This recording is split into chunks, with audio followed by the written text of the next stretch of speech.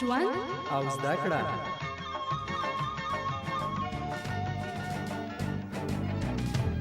روغتیا او ژوند.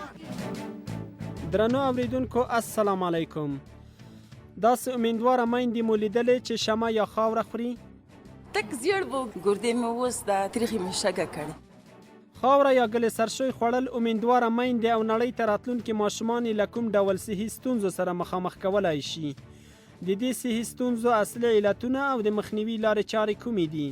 د روغتیا او ژوند دا خپرونه د همدې موضوع په اړه ده.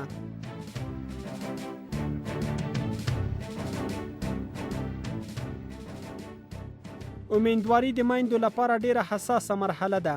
په دې مرحله کې د میندو په بدن کې ځینې تغیرات راځي. کېدای شي دا تغیرات د میندو په خوراک هم تاثیر ولري. د دې تغیراتو له امله د یو تعداد امیندواره میندو خاورې یا ګلې سرشوی او د شنه چای شمې خوړلو ته زړه کیږي. خو د چایو د شمې یا خاورې له خوړلو امیندوارو میندو او ماشومانو ته یې کومې صحي ستونزې پیدا کېدای شي. په دې اړه زموږ همکار وحیدې صابر له دوو میرمنو سره لنډې خبرې کړې دي. په بارداري کې د ګل سرشو یا خاوره خوړلې سر خاوه مې خوړه د سر منځلو خاوره نه په ماشومان باندې. بیا تا ته او ماشوم ته د کومې مشکلات پیښ کړي دي؟ تک زیړ وو د تریخي مې شګه کړې. 12 ملي د سیګر زما ځان زوبلای کړم. شپږ جنو کې او دریال کا. په کې مې یو زوی مرساوي یو کلان یو ملور 15 میاشتې مرساوي. زوی مې پیچ او لور مې سیواله هیڅ شودې نه پلاګېدې. غیر سال استفراغ لبای نه لاړ 15 میاشتې ځوان دی. ته څو اولادونه لرې؟ ما 15 اولاد دي. په ماشومانو باندې د خاورې یا ګل سرشوی خوړل خاوره به مې خوړه ګل سرشوی به مې خوړه. څه حالت درته پیښېده؟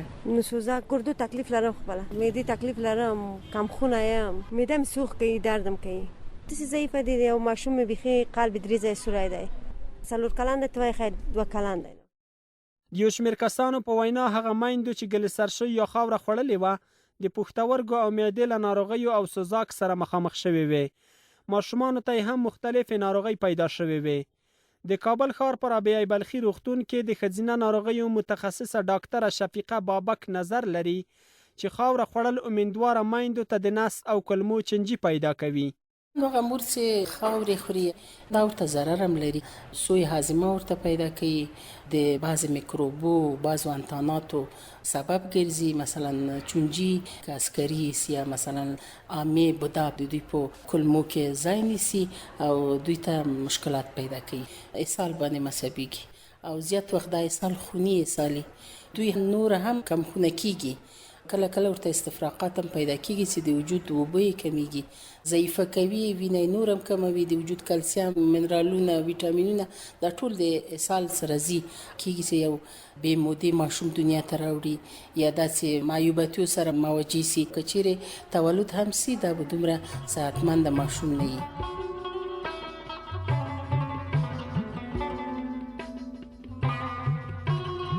د ډاکټر او خلکو په باور د امیندوارۍ په مرحله کې خاورې خوړل په معده او کلمو کې د چنجیو پیدا کېدو، عادي او خوني اسهالاتو او نورو ناروغیو سبب کېدای شي. ماشومان هم له ګڼو صحي ستونزو سره مخامخ کیږي. خو ولې د یو شمېر امیندواره میندو خاورې یا ګلې سرشوی خوړلو ته زړه کیږي؟ په یو ماشوم داسې زړه مې سولېده مالې چې خاوره مې خوړلې وه، په دې باندې کمخونه وو او ماشوم مې ضعیفه و، نو 1 کیلو غوند ختلی و. دا زه په ده نه پوهېدلم چې څنګه به مې خاورې ته زړه کېده. چېرته به مې وکړ، د ورځې به مې 2-3 وارې خاوره خوړله. په علت یې بیخي پوهېدم نه. یو تعداد امیندواره میندې د بدن کمزورتیا، کمخوني او په بدن کې د کلسیم کموالی د خاورې یا غیر خوراکي شیانو د خوړلو مهم علتونه ګڼي. د ډاکټرې په وینا په بدن کې د اوسپنې کموالی د دې سبب کیږي چې د امیندواره میندو خاورې یا غیر غذایي موادو خوړلو ته زړه وشي. موږ د طبي له نګانه دې ته پیکا وایو. دا میندې کله چې کمخونه سي د وینې کموالی کله چې د یو مور په وجود کې یا د ماشوم په وجود کې پیدا کېږي، دا څو دلیل لري. یا دا چې سم خواړه نه خوري، صحي خواړه، او یا دا چې خوري خو هغه په وجود کې نه جذبېږي، یعنی په غیر صحي توګه یې خوري، یا یې موقع سمه نه وي، یا مثلا سم خواړه نه پخوي لکه پالک یا دا سابه چې پخوي نو دا ډېر جوش ورکوي. دا ټول مفیده مواد له اوبو سره لرې غورځوي یا تخریبېږي د حرارت په واسطه. داسې فکر کوي چې یوازې غوښه وخورم نو دا بس ماته ګټه وکړي او وریځې وخورم. دې حبوباتو، سبو ته او لبنیانو ته هېڅ توجه نه لري. میوې خوري خو بې وخته یې خوري، په ډکه معده یې خوري. افغانستان کې دا یو خراب رواج د تور چای د ډوډۍ سره یو ځای څښي چې دا هم نه پرېږدي چې اوسپنه جذب سي له کولمو نه. نو دا ټول عوامل دي چې یو مور د امیدواري او یا د شیدو ورکولو په وخت کې د اوسپنې په کمبود اخته کیږي، بالاخره داسې یا زړه خاورو ته کیږي، ګل سرشوی ته کیږي او یا شامی خوري.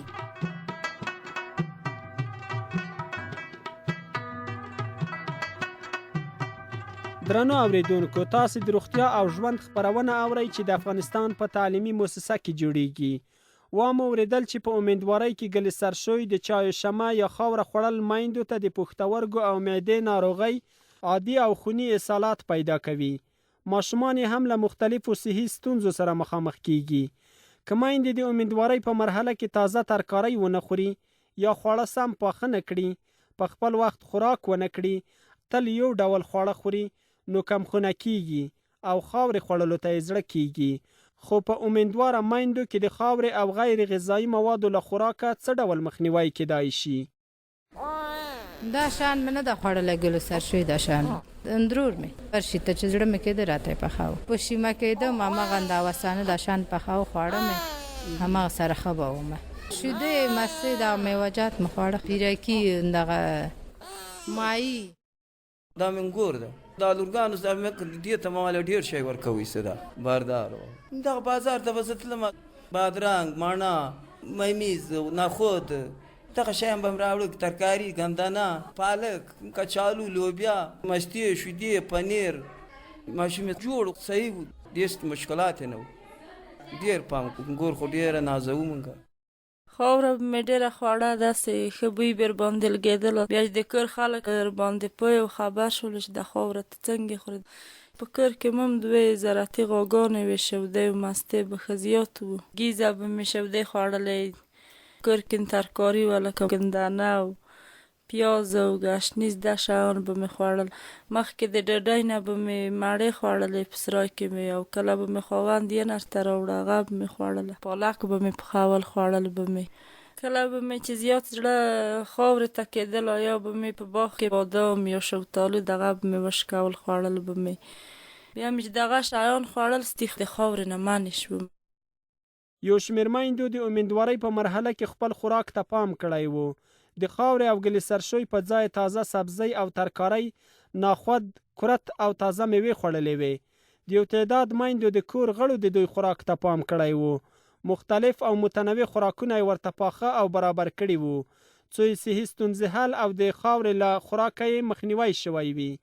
د ډاکټر بابک په نظر که امیدواره میندې مختلف خواړه وخوري، نو دا د غیر غذایي موادو یا خاورې له خوړلو د مخنیوي مهمه لار ده.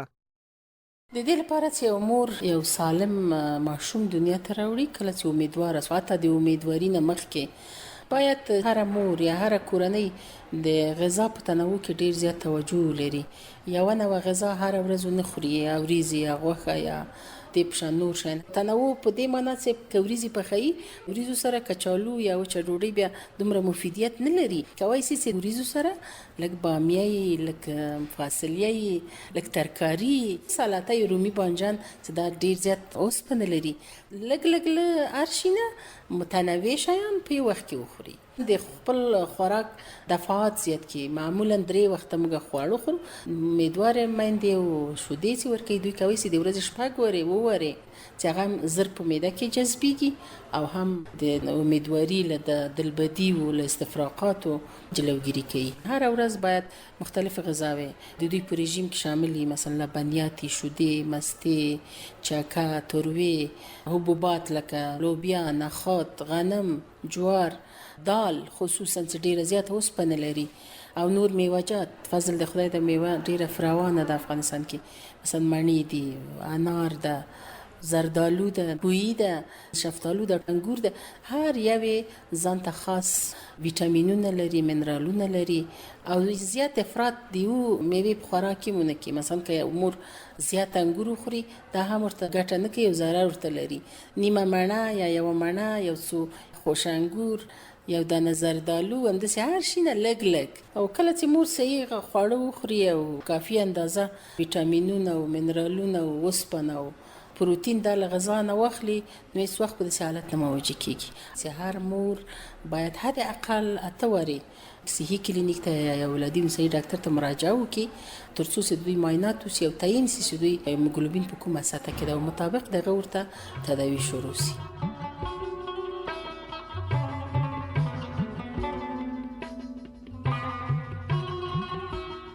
د خاورې او ګلسر شوي یا غیر غذایي موادو لکه د شنو چای شمه خوړل امیندواره میندې او نړۍ ته راتلونکي ماشومان یې له ګڼو صحي ستونزو سره مخامخ کولی شي.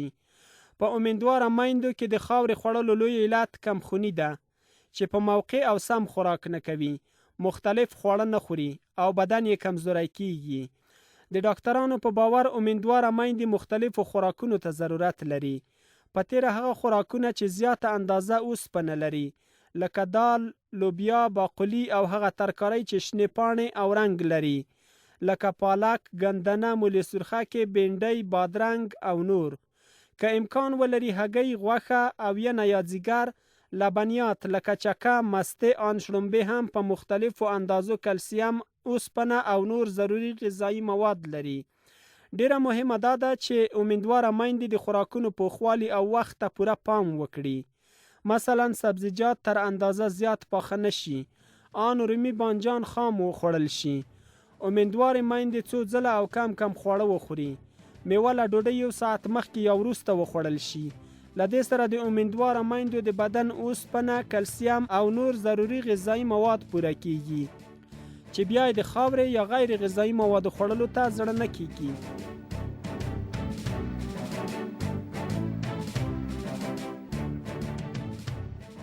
درنو اوریدونکو، د روغتیا او ژوند دا خپرونه زموږ همکار وحید صابر د افغانستان په تعلیمي مؤسسه کې جوړه کړې وه چې ما عارف رحیمي درته وړاندې کړه.